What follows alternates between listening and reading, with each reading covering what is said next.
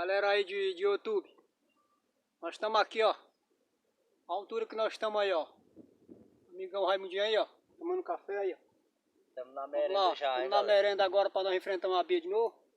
Nosso amigo Luiz foi a... Nosso amigo Luizão tá lá em cima, ó. Foi ver onde é a casa Vai lá em cima, ó. E essa abelha ali, ó. Tem uma abelha lá em cima. Aí a comunidade aí do... Carnal Bode dos Medeiros. Carnal Bode dos Medeiros aí, ó. Paveira. Valeu. Paveira aí, ó. Dá pra ver mesmo. Tá, pô. Na moral, ó. Sei lá, ó. A comunidade é pequena, mas habita muita gente. Aí nós estamos tomando um cafezinho, hein? Show de boa, né, cara? Tomei uma ferroada na língua de maribondo. Fui comer o mel do maribondo no Raimundinho ali, bicho. Botaram foi em mim, ó. Bom demais, hein, cara? Show de bola aí.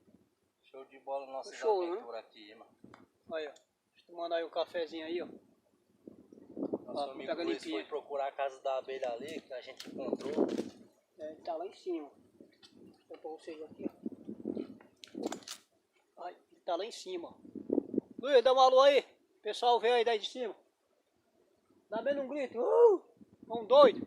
É isso aí, galera. Estamos se aproximando da casa da abelha aqui, ó. Vai dar uma olhada aí pra ver se ela tem mel. Aí ele vai dar uma olhada ali, o Raimundinho. Eu e o Raimundinho estamos tomando um café aqui, galera. Daqui a pouco nós vamos subir num ali. Subir ali num taiado realia.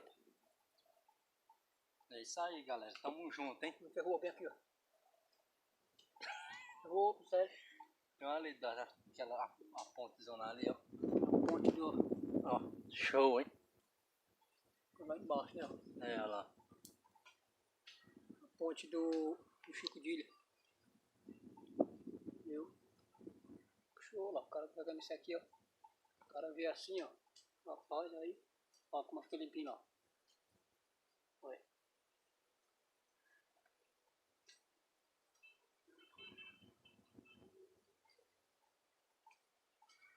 É isso mesmo. É isso aí, galera. Depois a gente mostra a abelha pra vocês aí. Valeu? Depois a gente outra abelha aí. Valeu. Valeu, galera.